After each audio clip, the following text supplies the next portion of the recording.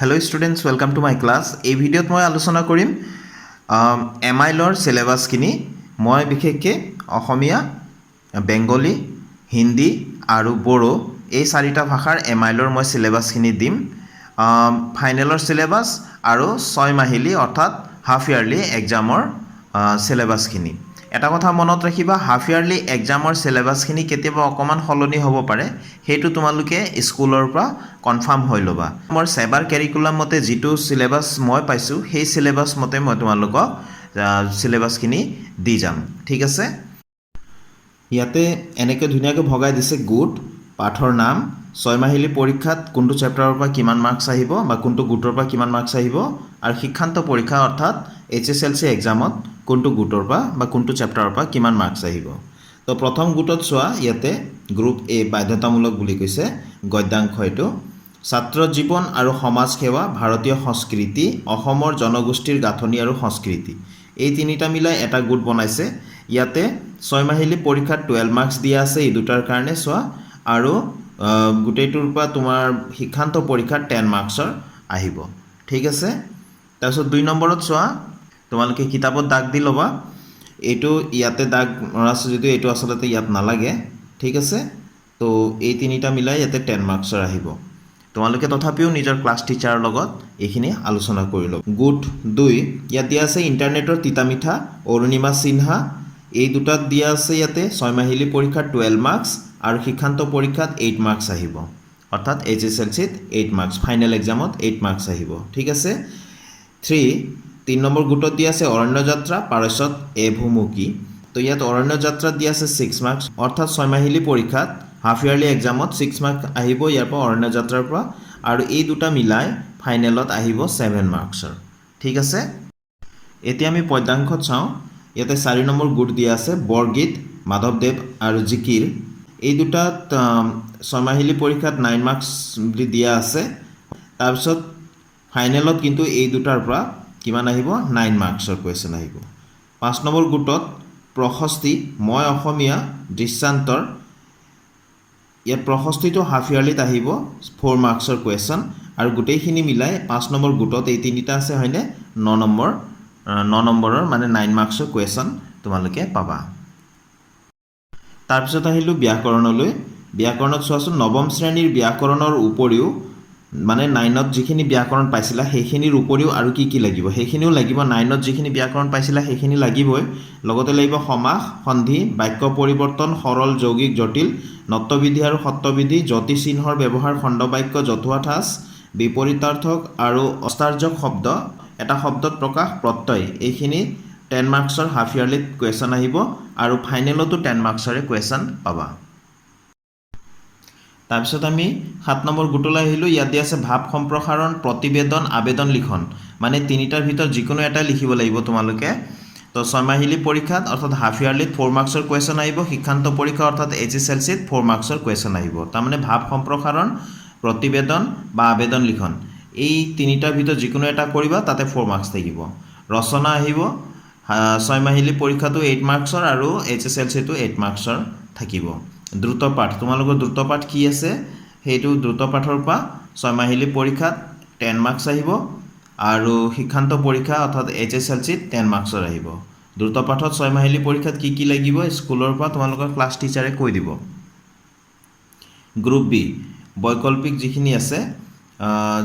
Group বিত তোমালোকৰ গদ্যাংশ, বিষাদ যুগ, প্ৰাচীন ভাৰতীয় শিক্ষা, তো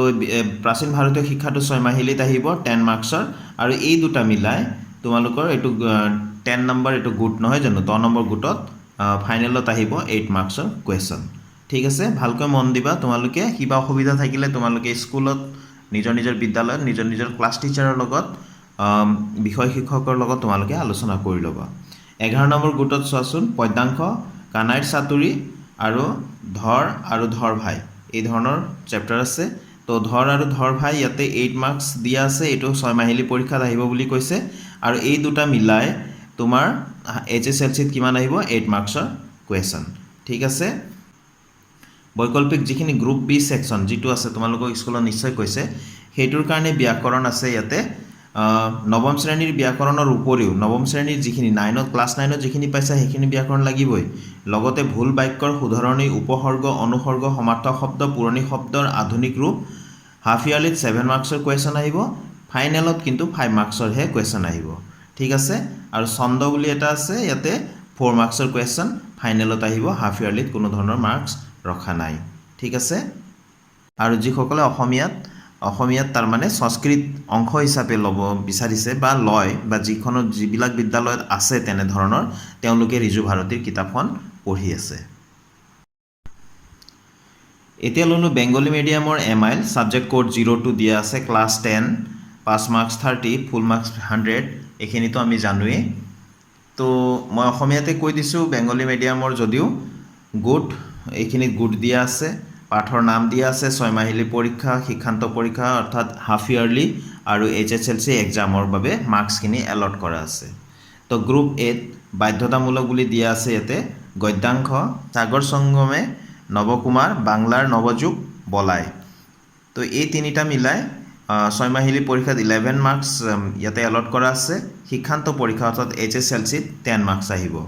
ঠিক আছে ফাইনেলৰ কাৰণে কিন্তু 10 মাৰ্কস আছে দ্বিতীয় গুড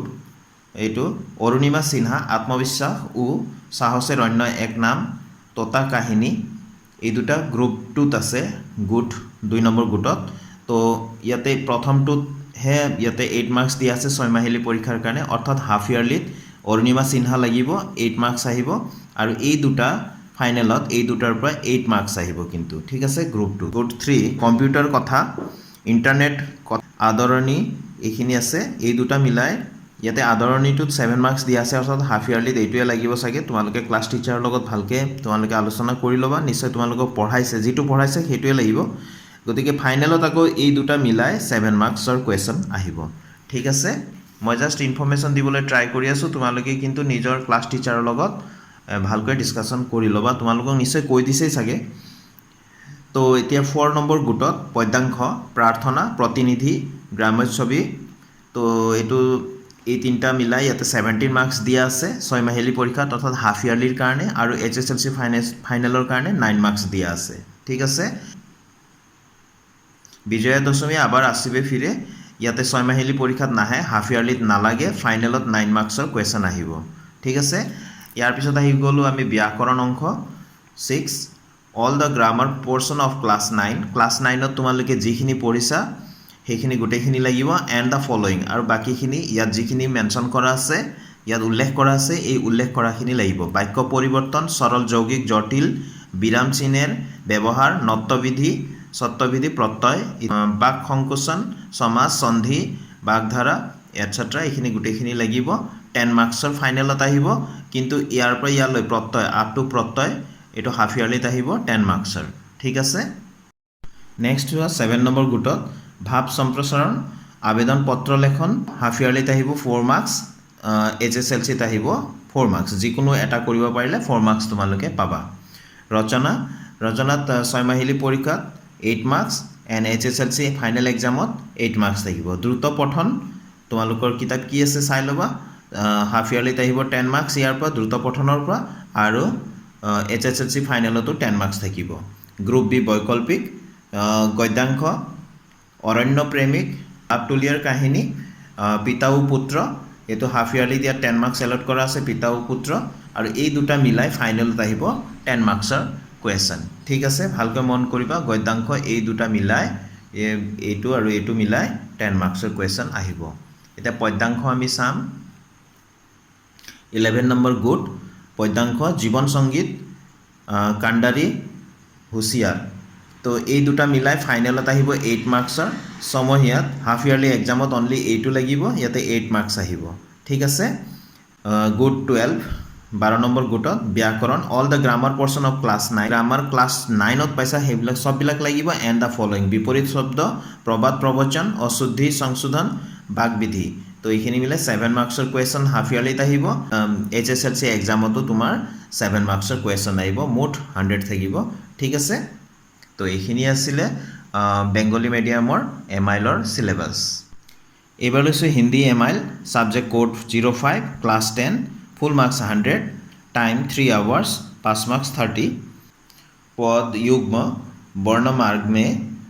হাফ ইয়াৰলিত এইটোৰ পৰা আহিব 10 মাৰ্কছ, ফাইনেলত আহিব 8 মাৰ্কছ। ভালকৈ চাই ল'বা তোমালোকে নিজৰ ক্লাছ টিচাৰৰ লগত ডিছকাশ্যন কৰিবা। কিৰ্ণো কা খেল তোড়তি পত্থৰ য় দন্তৰিত মুস্কান, এই তিনিটা মিলাই ফাইনেলত 12 মাৰ্কছৰ কুৱেশ্যন আহিব, কিন্তু হাফ ইয়াৰলিত এই দুটা ইয়াত লাগিব 10 মাৰ্কছৰ কুৱেশ্যন। ঠিক আছে, হাফ ইয়াৰলিত অনলি এই দুটা লাগিব পাৰে, তোমালোকে ক্লাছ টিচাৰক সুধি ল'বা। তাৰপিছত আহি গ'লোঁ প্ৰ'জ। ঠিক আছে, তো প্ৰ'জত আহি গ'লোঁ এতিয়া 25 মাৰ্কছ।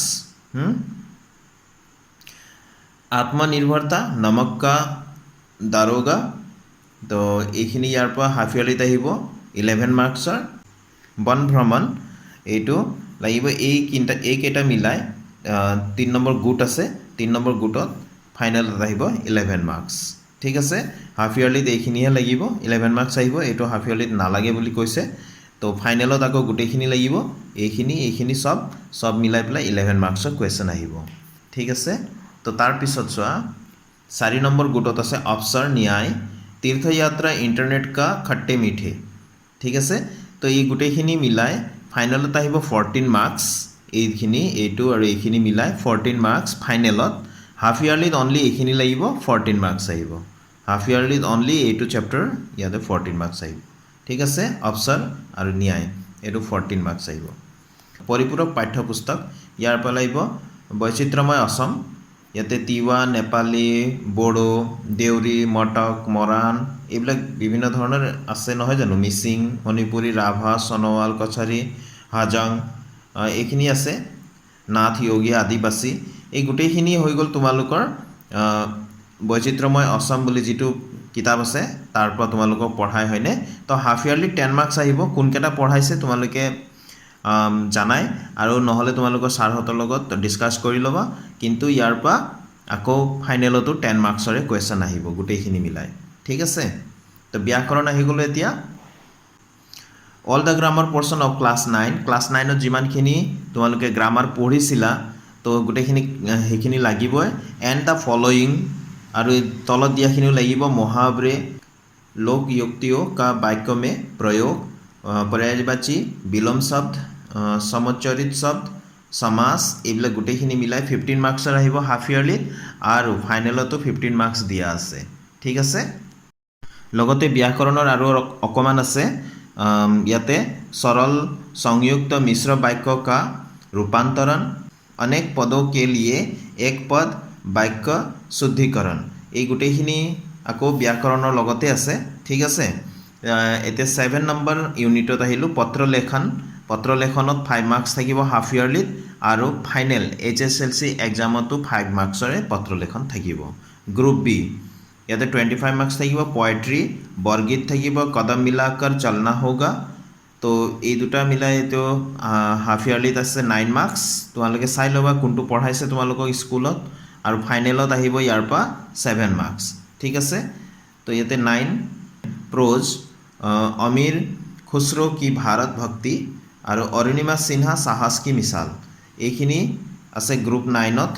ঠিক আছে, ইউনিট 9ত। তো এই ওপৰতো লাগিব 7 মাৰ্কছ আছে হাফ ইয়াৰলিত, আৰু এই দুটা মিলাই ফাইনেলত আহিব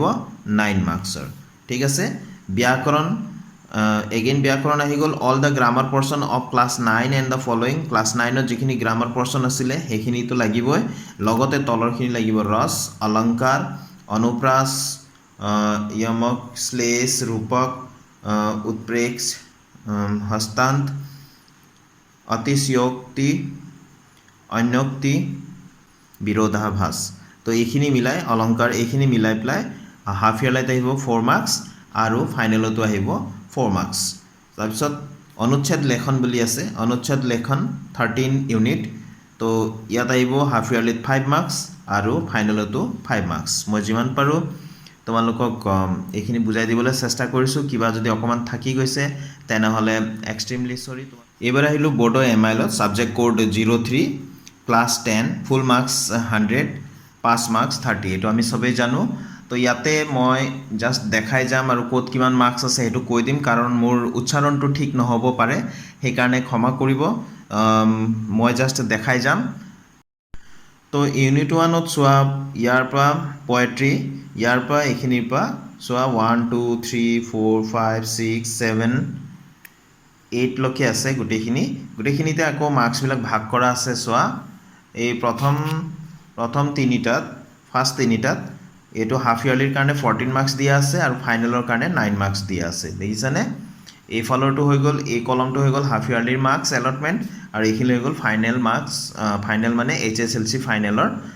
মেট্ৰিক পৰীক্ষাৰ কাৰণে মাৰ্কছবিলাক এলট কৰা হৈছে তাৰপিছত এইটো চোৱা 4 নম্বৰটো চোৱাচোন এইটোৰ কাৰণে হাফ ইয়াৰলি দিয়া হৈছে 8 মাৰ্কছ 4 5 6 এই তিনিটা মিলাই পেলাই ফাইনেলত দিয়া হৈছে 8 মাৰ্কছ ঠিক আছে তাৰপিছত 7 আৰু 8 এইটো হাফ ইয়াৰলিত নালাগে বুলি কৈছে তথাপি তোমালোকে ক্লাছ টিচাৰক সুধি ল'বা তোমালোকক পঢ়াইছে চাগে যিখিনি পঢ়াইছে সেইখিনিয়ে হাফ ইয়াৰলিত লাগিব তো বাকি এই দুটাৰ কাৰণে ফাইনেলত মাৰ্কছ এলট কৰা হৈছে 5 মাৰ্কছ ঠিক আছে ভালকৈ চাই লোৱা প্ৰথম তিনিটাৰ কাৰণে ফাইনেলত এলট কৰা হৈছে 9 মাৰ্কছ ফাইনেলৰটো ইম্পৰ্টেণ্ট তাৰপিছত বাকি তিনিটাৰ কাৰণে 4 5 6 এইকেইটাৰ কাৰণে আকৌ ইয়াত ফাইনেলৰ কাৰণে মাৰ্কছ এলট কৰা হৈছে 8 মাৰ্কছ তাৰপিছত 7 আৰু 8 ৰ কাৰণে ফাইনেলত মাৰ্ক এলট কৰা হৈছে 5 মাৰ্কছ ঠিক আছে এইটো তাৰপিছত আমি আহি গ'লো ইফালে প্ৰ'জ ইউনিট 2 ইয়াতে চোৱা 1 2 3 প্ৰথম তিনিটাৰ কাৰণে হাফ ইয়াৰলিত এলট কৰা হৈছে 15 মাৰ্কছ আৰু ফাইনেলৰ কাৰণে এলট কৰা হৈছে 10 মাৰ্কছ এই তিনিটাৰ পৰা তাৰমানে 10 মাৰ্কছৰ কুৱেশ্যন আহিব তাৰপিছত এই 4 নম্বৰটো আছে হাফ ইয়াৰলিত 15 মাৰ্কছ আহিব বুলি কৈছে এইটো বাকি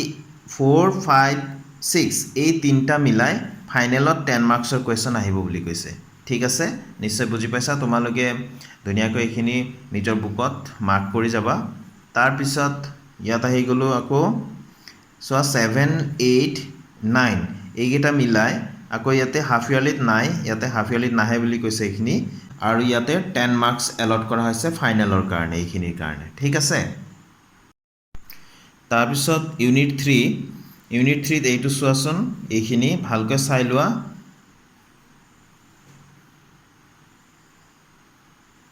এইখিনি এই গোটেইখিনিৰ কাৰণে হাফ ইয়াৰলিত আকৌ ইয়াতে 10 মাৰ্কছ দিয়া হৈছে ফাইনেলতো 10 মাৰ্কছ দিয়া আছে এইকেইটাৰ ভিতৰত কোনকেইটা তোমালোকক পঢ়াব ক্লাছত সেইকেইটাৰ পৰাই হাফ ইয়াৰলিত আহিব গতিকে ক্লাছ টিচাৰত যোন ছাৰে এইখিনি পঢ়ায় তেওঁলোকক ভালকৈ সুধি ল'বা ঠিক আছে কিন্তু মাৰ্কছ থাকিব 10 মাৰ্কছ ইয়াৰ ভিতৰত কোনটো তোমালোকক টপিক লাগিব সেইটো তোমালোকৰ টিচাৰক সুধি ল'বা আৰু ইফালে ফাইনেলত কিন্তু আকৌ 10 মাৰ্কছে আহিব এইখিনিৰ পৰা ঠিক আছে তাৰপিছত ইফালে এছে ৰাইটিং বুলি কৈছে এছে ৰাইটিঙত 8 মাৰ্কছ থাকিব হাফ ইয়াৰলিত ফাইনেলতো 8 মাৰ্কছৰে এছে আহিব তাৰপিছত ষ্টুডেণ্টছ আমি আহি গ'লো গ্ৰামাৰ পৰ্চনত এইটো grammar and composition all the grammar portion of class 9 and the following class 9ত যিখিনি গ্ৰামাৰ লাগিছিলে গোটেইখিনি লাগিব আৰু লগতে তলত উল্লেখ কৰাখিনিও লাগিব কি লাগিব চোৱাচোন তোমালোকে নিশ্চয় ধৰিব পাৰিছা মই উচ্চাৰণ কৰিব ভাল নহ'ব সেইকাৰণে মই কৰি দিয়া নাই ক্ষমা কৰিবা এইখিনি চোৱাচোন ঠিক আছে নিশ্চয় ধৰিব পাৰিছা তোমালোকে স্ক্ৰীনশ্বট মাৰি ল'বা নহ'লে লিখি থৈ দিবা ধুনীয়াকৈ এইখিনিলৈকে এইখিনি 30 মাৰ্কছ আহিব হাফ ইয়াৰলিত আকৌ ফাইনেলৰ কাৰণেও 30 মাৰ্কছ দিয়া হৈছে তাৰমানে 30 মাৰ্কছৰ কুৱেশ্যন আহিব তোমালোকৰ গ্ৰামাৰ আৰু কম্পজিশ্যনৰ পৰা এই আছিল তোমালোকৰ চিলেবাছ গ্ৰেণ্ড টোটেল 100 হাফ ইয়াৰলিৰ কাৰণেও 100 আৰু ফাইনেলৰ কাৰণেও 100 তো আশা কৰোঁ তোমালোকক মোৰ এই ভিডিঅ'ই সহায় কৰিব অলপ হ'লেও ক'ৰবাত যদি অকণমান ভুল ভ্ৰান্তি হৈছে ক্ষমা কৰিবা মই তোমালোকক সহায় কৰিবৰ কাৰণে ভিডিঅ'টো বনালোঁ বহুতে ৰিকুৱেষ্ট কৰি আছিলে দিবলৈ গতিকে মই দিলোঁ তো আজিৰ ভিডিঅ'টো মই ইয়াতে সামৰিছোঁ নেক্সট ভিডিঅ'ত আকৌ লগ পাম অন্য এটি ভিডিঅ'ৰ সৈতে থেংক ইউ ষ্টুডেণ্টছ কিপ ৱাচিং মাই চেনেল